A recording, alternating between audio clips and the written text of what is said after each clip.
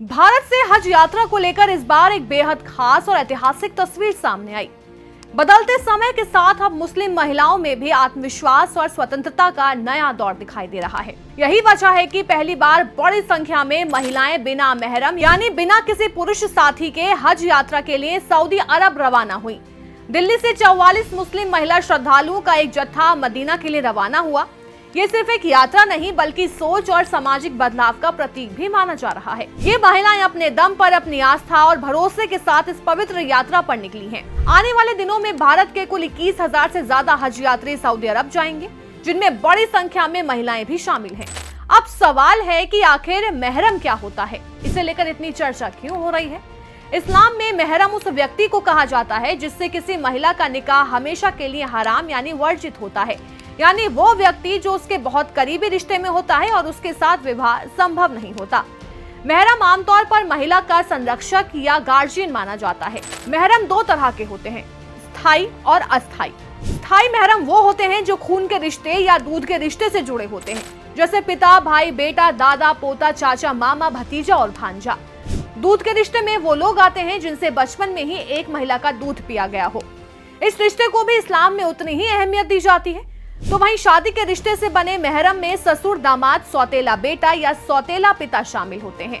अब बात करते हैं अस्थायी महरम की। तो इसमें सबसे अहम नाम होता है शौहर यानी पति का। पति को अस्थायी महरम इसलिए कहा जाता है क्योंकि शादी से पहले वो गैर महरम होता है और अगर किसी वजह से शादी खत्म हो जाए तो वो फिर से गैर महरम हो जाता है। परंपरागत रूप से माना जाता है कि महिलाएं लंबी धार्मिक यात्रा जैसे हज महरम के साथ ही करें, लेकिन अब समय बदल रहा है और सऊदी अरब सरकार ने भी महिलाओं को बिना महरम के हज करने की अनुमति दे दी है, बशर्ते वो समूह में यात्रा करें। इसी बदलाव के चलते भारत से भी महिलाएं अब बिना महरम के हज पर जा रही हैं। अब बात करते हैं हज की, जो इस्लाम के 5 फर्जों में से एक है।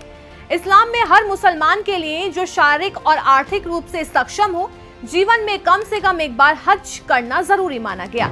बाकी 4 फर्ज है, कलमा, नमाज, रोजा और ज़कात। हज का इतिहास भी बेहद दिलचस्प और आस्था से जुड़ा हुआ है। माना जाता है कि पैगंबर इब्राहिम को अल्लाह ने एक पवित्र स्थान बनाने का आदेश दिया था। उन्होंने अपने बेटे इस्माइल के साथ मिलकर एक घनाकार संरचना बनाई, जिसे आज हम काबा के नाम से जानते हैं।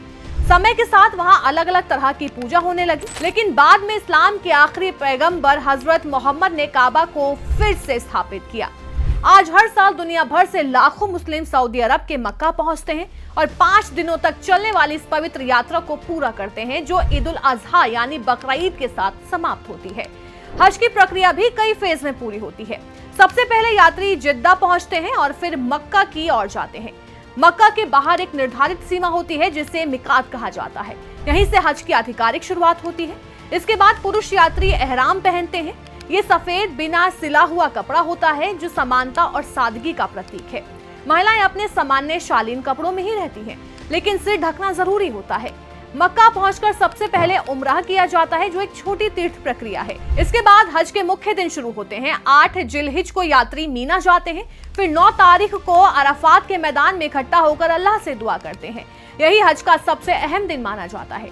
शाम को यात्री मुजदलिफा जाते हैं और वहां रात बिताते हैं और अगले दिन मीना लौटकर जमरात में शैतान को प्रतीकात्मक रूप से पत्थर मारे जाते हैं। इसके बाद कुर्बानी दी जाती है। पुरुष सिर मुंडवाते हैं और महिलाएं बालों का एक छोटा हिस्सा काटती हैं। फिर यात्री मक्का लौटकर काबा का तवाफ करते हैं, यानी 7 चक्कर लगाते हैं।